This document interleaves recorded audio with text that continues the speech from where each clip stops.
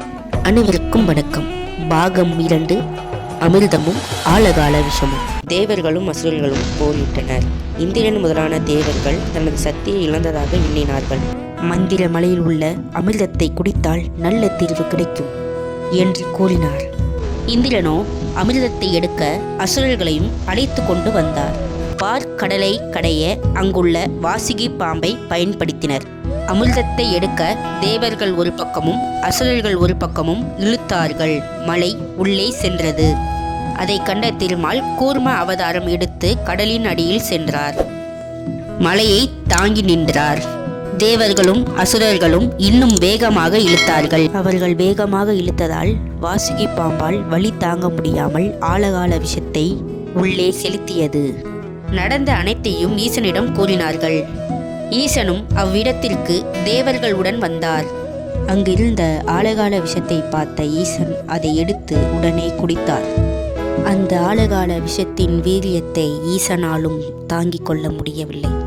உலக உயிர்களை காக்கும் பரம்பொருளாக இதனை ஈசன் ஏற்றுக்கொண்டார்.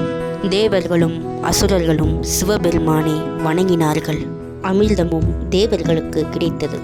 சிவபெருமான் ஆழகால விஷத்தை உண்ட வீரியம் பார்வதி தாய்க்கும் தெரிந்தது. அவரின் உடலுக்குள் அந்த ஆழகால விஷம் போகாதவாறு தாய் பார்வதி கழுத்திலேயே பிடித்து கொண்டார்.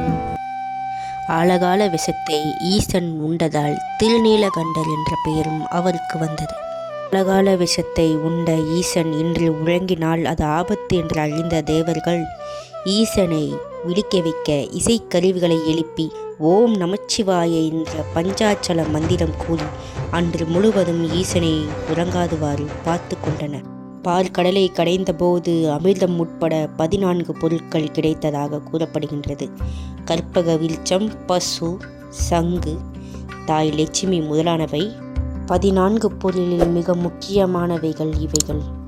மேலும் 14 பொருட்கள் எவை என்று படத்தில் காட்டப்பட்டுள்ளன. சிவராத்திரியில் விழித்திருப்பவர்களுக்கு முக்தி நிச்சயமாக கிடைக்கும் என்று நம்பப்படுகின்றது. இந்த புனிதமான நல்ல நாளில் நாமும் ஈசனின் அன்பையும் அருளையும் பெறுவோம். நன்றி, வணக்கம்.